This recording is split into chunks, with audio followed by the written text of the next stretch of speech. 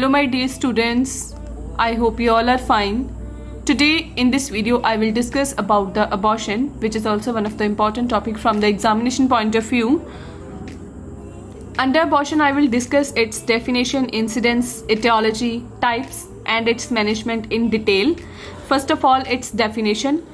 Abortion is the expulsion or extraction of an embryo or the fetus from its mother when its weight is 500 gram or less and is not capable of independent survival. The viable period of the fetus is 22 weeks when the fetus gains the weight of 500 gram. And at 22 weeks or after 22 weeks, if the baby born, the baby is capable of independent survival. But if the fetus is born before 22 weeks of gestation, that is known as abortion because the fetus is not capable of independent survival. And the expelled embryo or the fetus is known as abortus. Next is the incidence. So among all the diagnosed pregnancies, the chances of abortion is among 10 to 20% of women. Next is the etiology.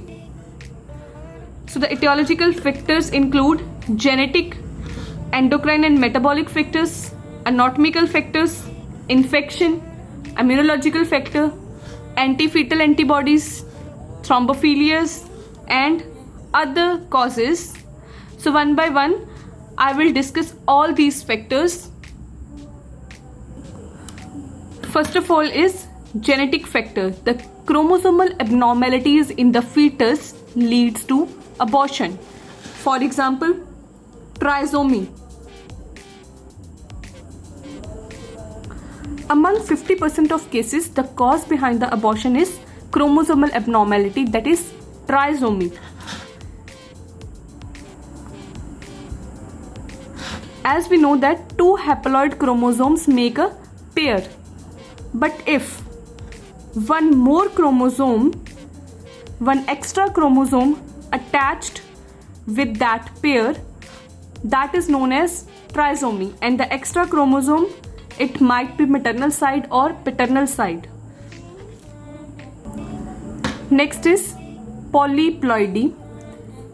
In this chromosomal abnormality, as we know that two haploid chromosomes make a pair, but if more than two haploid chromosomes make a single pair like this, these are two, and then four chromosomes make a pair, that is known as tetraploidy.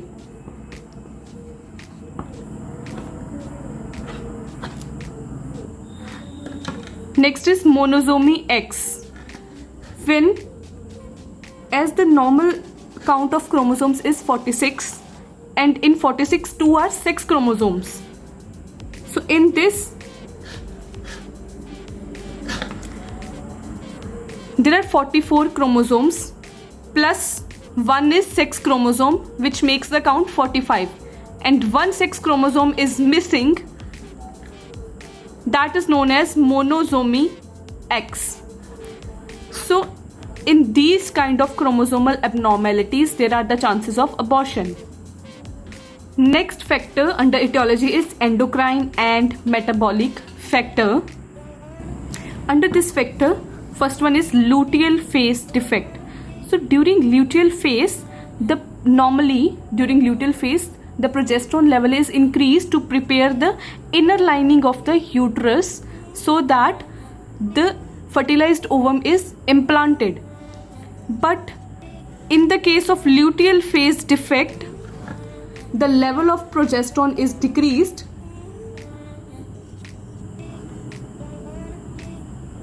which leads to not proper formation of the uterine lining,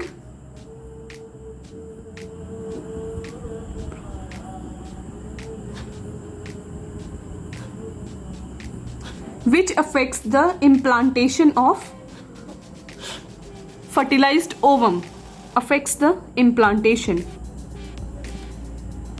If there is no proper implantation of the fertilized ovum, that will leads to abortion.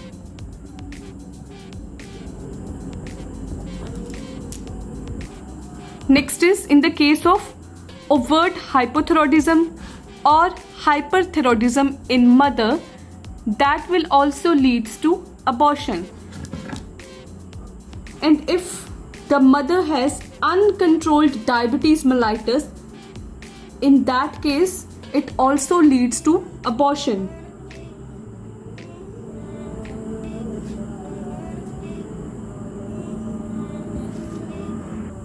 Next factor is anatomical factor. Under this, first one is cervical incompetence, or that is also known as cervical insufficiency.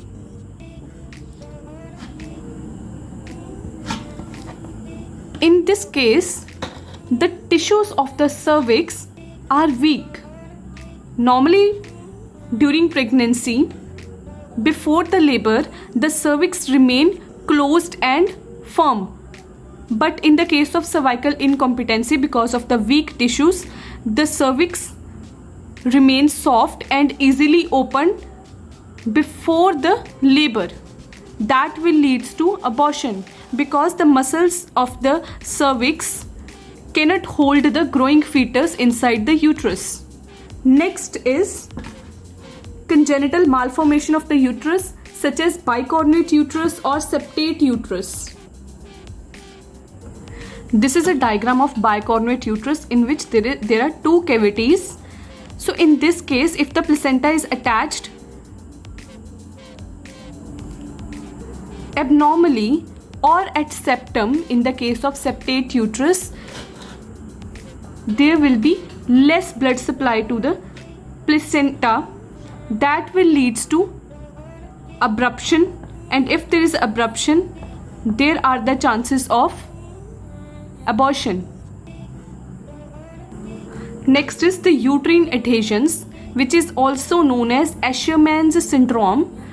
In this syndrome, the scar tissues start developing between the inner layers of the uterus or the inner lining of the uterus. That might also leads to abortion, as these growing scar tissues in between the inner lining of the uterus bind the inner layer of the uterus together, and it decreasing the volume of the uterus, means space inside the uterine cavity. That might leads to abortion. Next factor is infection. There are certain infections which are transferred from the mother to fetus via placenta. That are some viral infections such as rubella, HIV, parasitic, that is toxoplasma, malaria, and in case of bacteria, brucella and chlamydia. So these kind of infections transfer from the mother to baby via placenta. So that might also leads to abortion. Next is immunological factor. In the immunological factor, first one is autoimmune. If the mother is suffering from an autoimmune disease, then in the mother, antibodies will form that will kill the fetus. Means if the mother is having autoimmune disease, the antibodies start killing the own tissues and the placental tissues. That leads to abortion. Autoimmune, auto means own, and allo means other. So during fertilization, as the fertilized ovum has the paternal antigens also, so mother immune system finds this paternal antigen as a foreign substance and start forming antibodies. That will leads to abortion. Next factor is anti-fetal antibodies, especially in the case of Rh negative mother. So if the mother is Rh negative while the fetus is Rh positive, and when the circulation is exchanged, blood circulation is exchanged via placenta, the immune system start forming antibodies against the fetal RBCs, and that will leads to destruction of RBC or the damaged or the breakdown of the RBCs. That will leads to formation of bilirubin. So formation of bilirubin leads to jaundice, mild to severe, that might leads to abortion. Next is blood group incompatibility. In this case, husband and wife both have different blood groups that might be incompatible, which leads to abortion. For example, if husband have A blood group and the wife has O blood group, so this incompatibility might leads to abortion. Next is thrombophilia. This is a condition, this inherited condition in which there is an imbalance between the blood clotting factors. So because of that imbalance, there are the chances of formation of blood clots. And because of the formation of blood clots, there are the chances of decreased blood supply to the fetus. If there is a decreased blood supply due to the formation of blood clot in the blood vessels that are providing blood to the placenta, that will leads to abortion. Next is other factors. Cigarette smoking. So because of the cigarette smoking, the supply of oxygen to the fetus is decreased, that will leads to abortion. And the consumption of alcohol, exposure to certain radiations, chemicals and the drugs, for example anti-neoplastic drugs, that might leads to abortion. So that's all about the causes of abortion. Next are the types of abortion. There are two types of abortion: spontaneous, when the abortion occurs by its own, and second one is induced, when the abortion is initiated.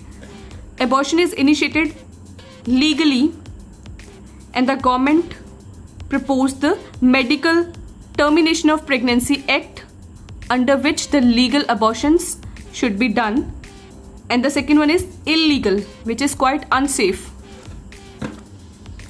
Under spontaneous, again there are two types: isolated or sporadic abortion, in which the abortion occurs for a single time, but if it occurs repeatedly, that is known as recurrent abortion. Under isolated and recurrent abortion, again there is a classification. First one is threatened abortion. In this, only warning signs of abortion are present.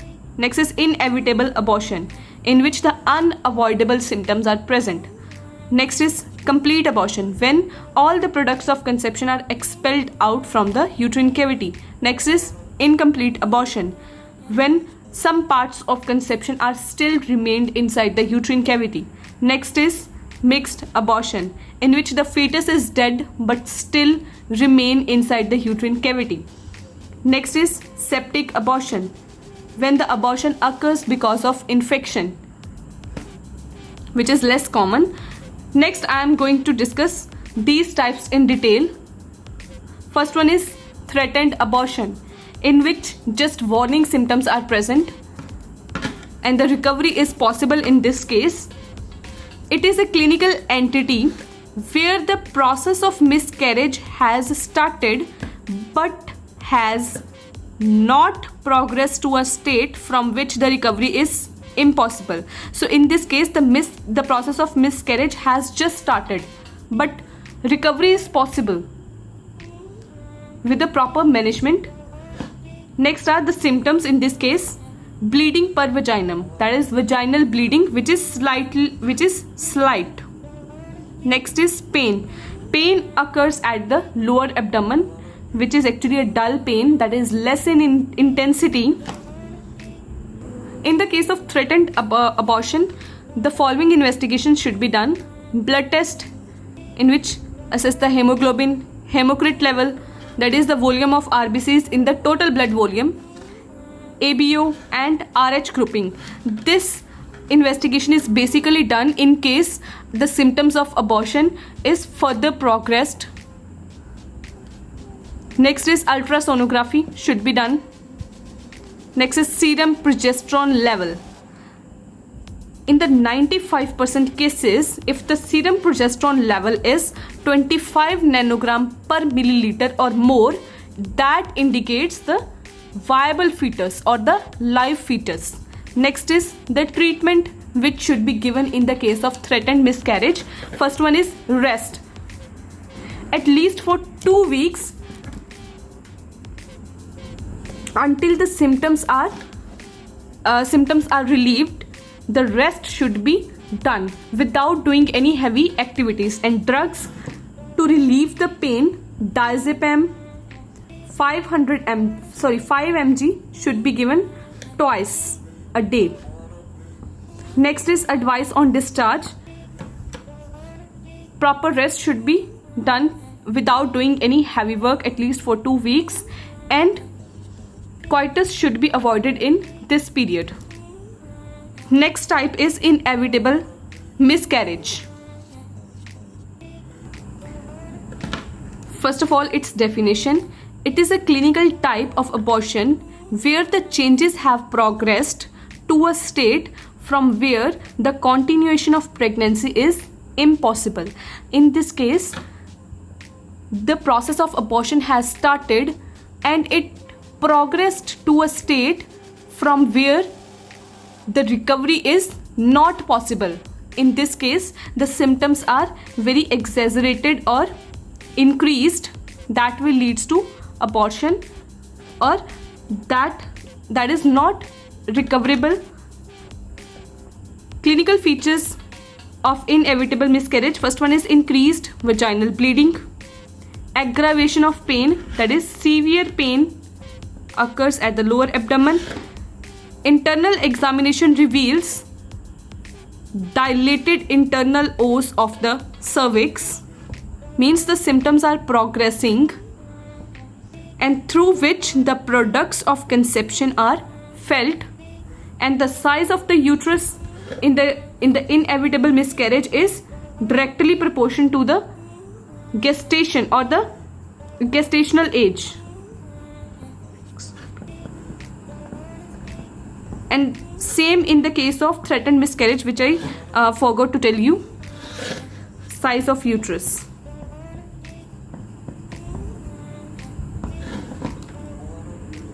The management of inevitable miscarriage. First of all, treat the symptoms. If there is excessive vaginal bleeding, in that case, to control the bleeding, methergine 0.2 mg should be given. And because of excessive blood loss, IV therapy and blood transfusion should be done. Next is active management of the condition. If the pregnancy is less than 12 weeks, in that case, dilatation of cervix and curettage should be done. Means with the help of curette, the remained part of conception should be removed. And after dilatation and curettage, the suction evacuation should be done. The separated part of conception from the uterine lining with the help of curette, that is removed with the suction evacuation. But if the pregnancy is more than 12 weeks, in that case, oxytocin drip should be started to increase the uterine contractions, that is 12 units in 500 ml of NS, that is normal saline, and administered 40 to 60 drops per minute. But if the placenta is retained, in that case, firstly separate if the placenta is already separated but still remain inside the uterine cavity, in that case ovum forceps is used to remove the placenta. But If that placenta is not separated, in that case digital separation of the placenta or the manual separation of the placenta under general anesthesia should be done. Next is complete miscarriage. When the products of conception are expelled. When all the products of conception are expelled, it is called complete miscarriage. Next is clinical features. First one is subsidence of abdominal pain. If all the products of conceptions are expelled, then the abdominal pain will be absent and the vaginal bleeding is also absent.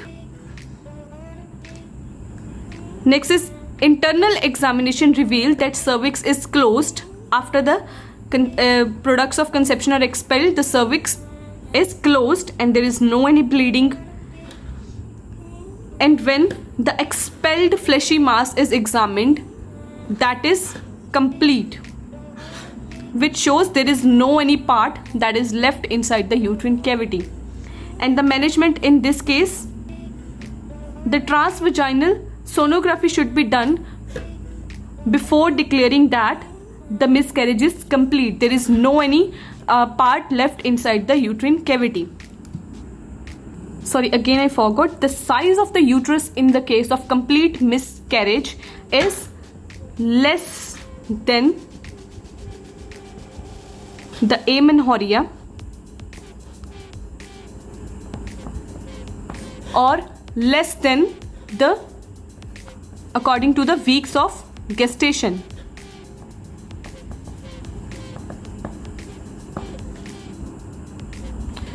Next type is incomplete miscarriage. It is clear from its name that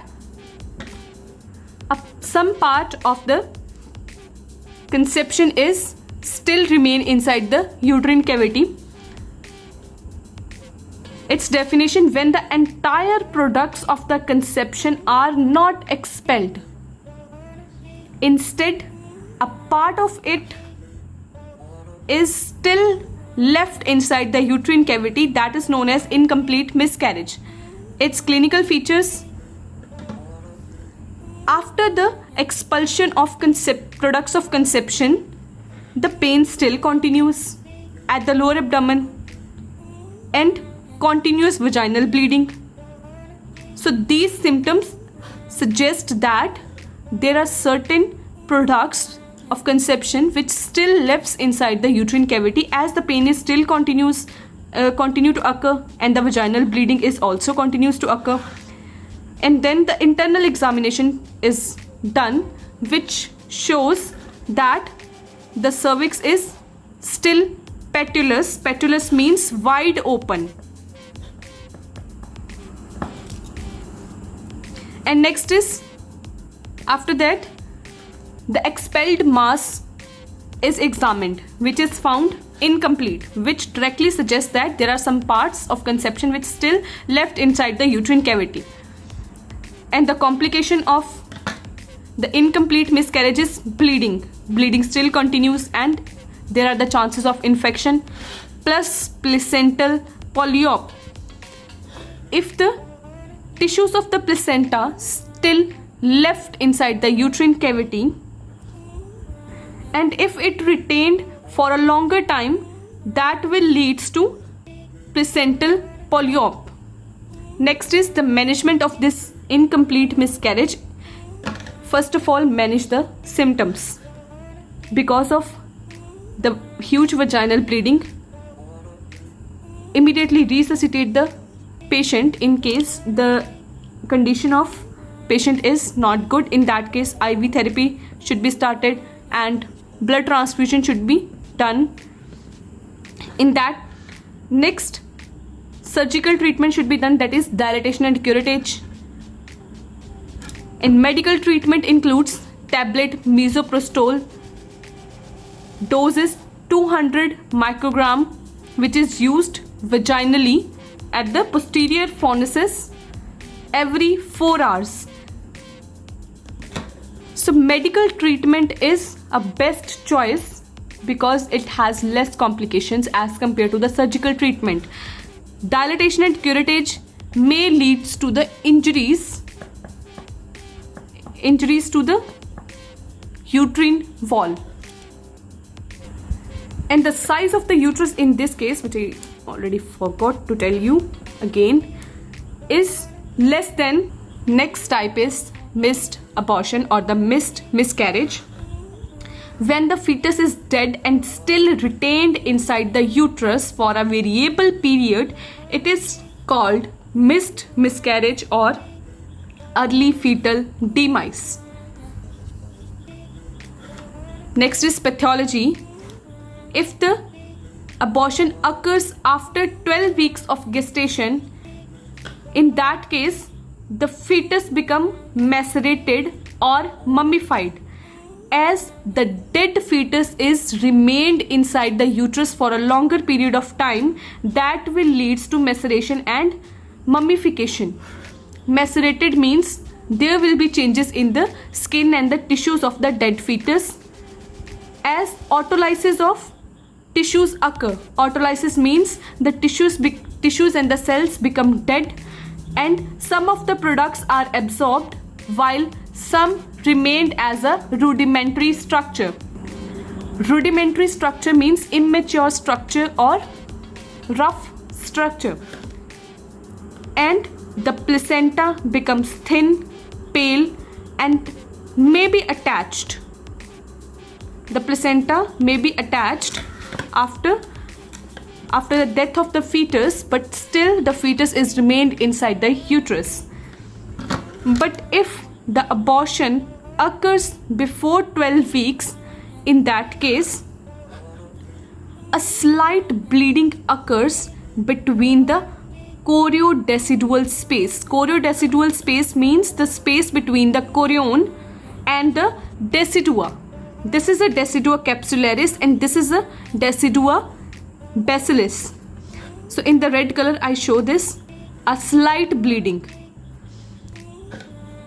So this bleeding is slight, so the decidua capsularis is not ruptured because of this bleeding. So the clotted blood containing the ovum, that is known as blood mole. So here I write blood mole.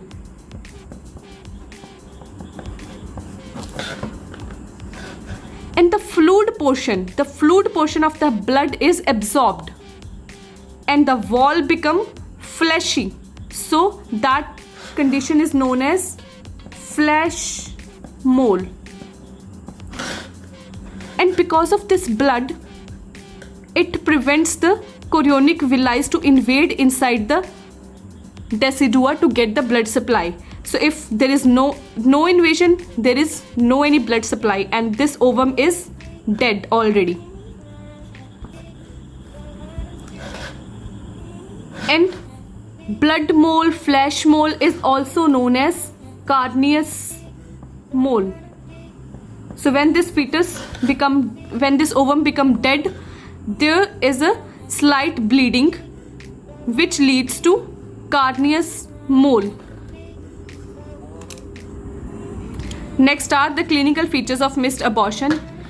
In this case, the dead fetus is present inside the uterus, so that will lead to continuous brownish vaginal discharge,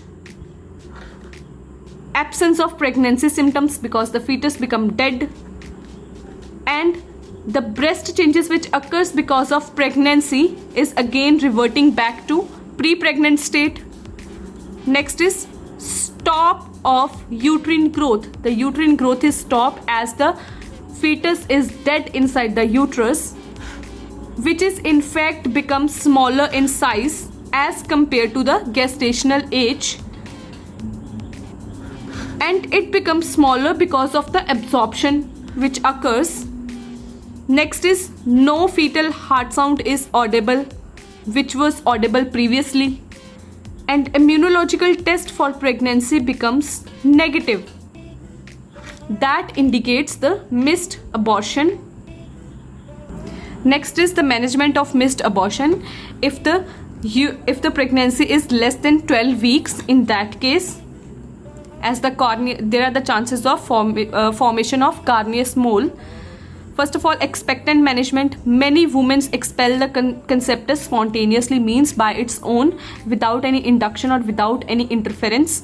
Next is, in case if the spontaneous expulsion is not occur, in that case medical management should be done by administering prostaglandin, that is misoprostol,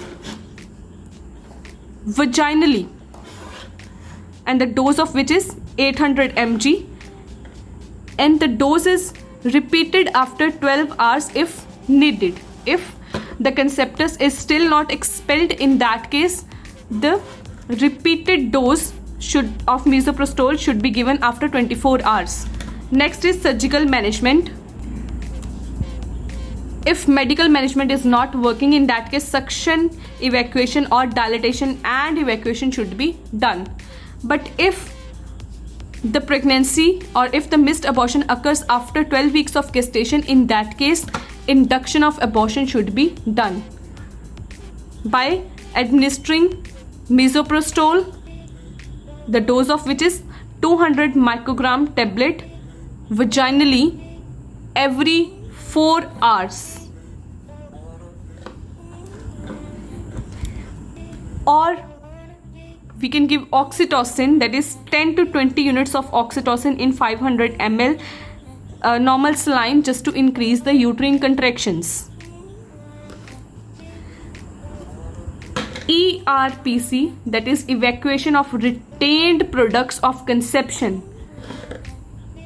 Dilatation and evacuation, or dilatage and curettage, should be done.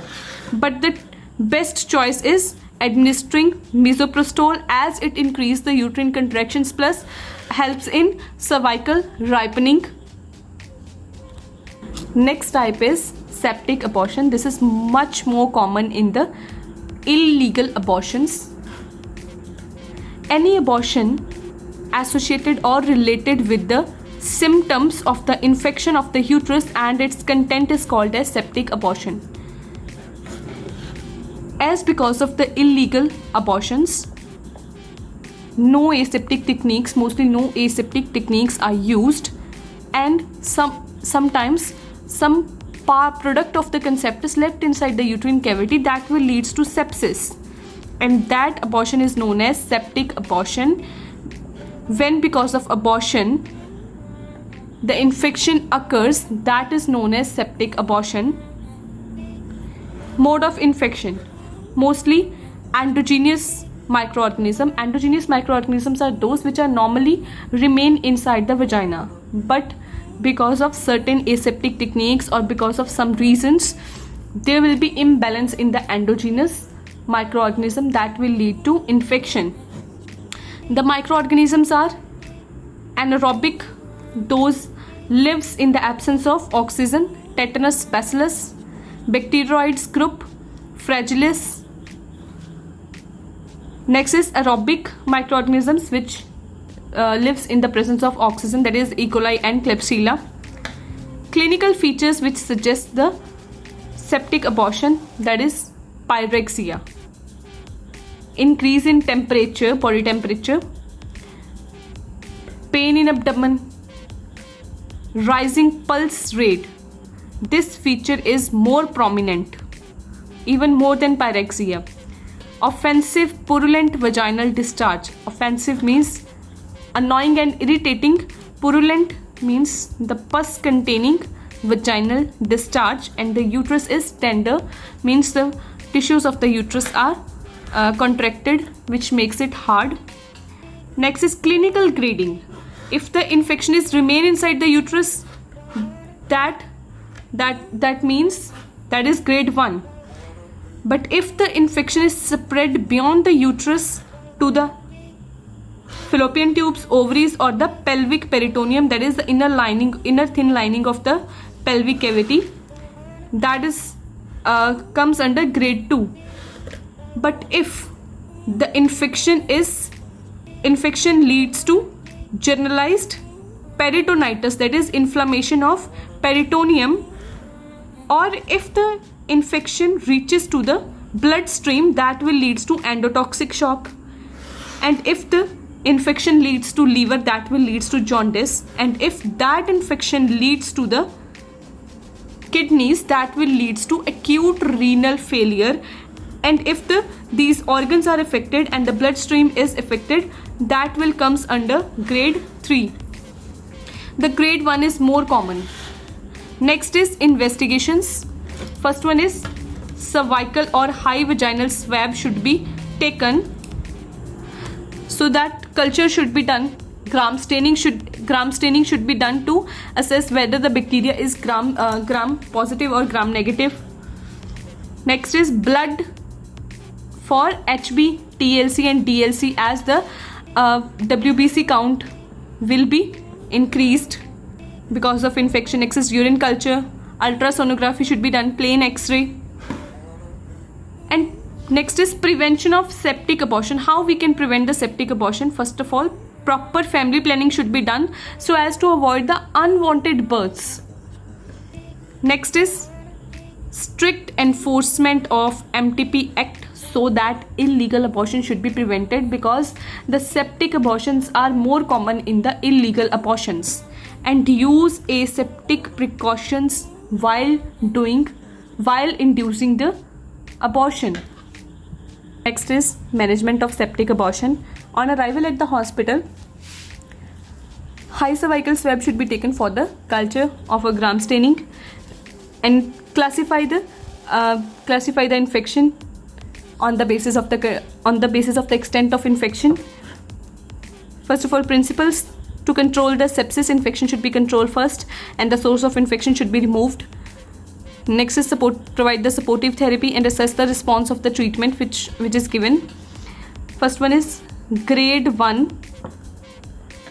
If the infection is just remained inside the uterine cavity, in that case antibiotics should be given, and prophylactic, just to prevent the gas gangrene and tetanus, anti-gas gangrene serum is given, and anti-tetanus serum IM with the dose 3000 units, and anti-gas gangrene serum with the 8000 units dose.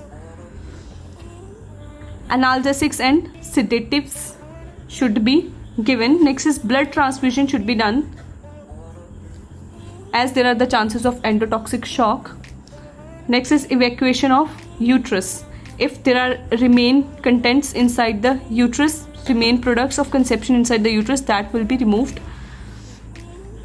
Next is grade 2, same as above, plus posterior colpotomy is done. Colpotomy, that is incision on the vagina, should be done, or opening of the vagina, just to drain out the pus. Next is grade 3. As in the grade 3 there are the chances of endotoxic shock, so resuscitation should be done first, and then laparotomy, opening of the abdominal cavity. Simple drainage of pus can relieve the symptoms. Next type is recurrent abortion. Its definition: recurrent miscarriage is defined as a sequence of 3 or more consecutive spontaneous abortion before 20 weeks. Means the abortion occurs repeatedly, more than 3 or more times on the repeated basis. That is known as recurrent abortion. Next, I am going to discuss that how these abortions can be prevented by just working on these causing factors. First one is genetic factor. So in this case, prenatal diagnosis should be recommended, or prenatal diagnosis should be done so as to improve the outcome. Next is in the case of endocrine and metabolic factors. As we already discussed, in the luteal phase defect, the progesterone level is decreased, which affects in the implantation.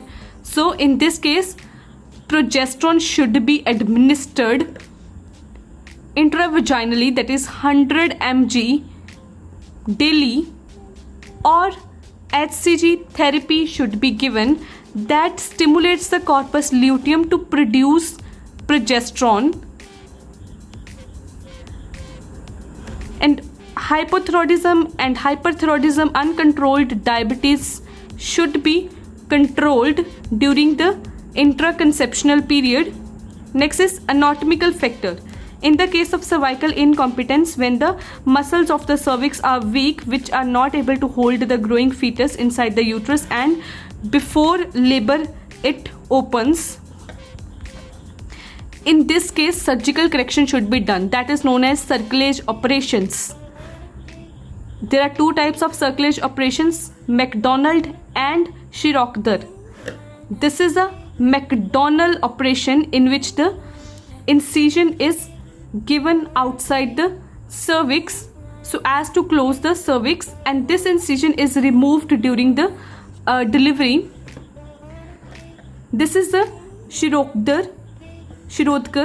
In this, the incision is made inside the cervix, which is not visible, and in this case the delivery, and this is a permanent incision. In this case, the delivery, the mode of delivery can be cesarean section. Next is in the case of bicornuate uterus and septate uterus, in uterine adhesions, a metroplasty should be done. This is a surgical procedure in which these abnormal malformations can be corrected. Next is infection. Infections should be treated during intraconceptional period by the use of antibiotics.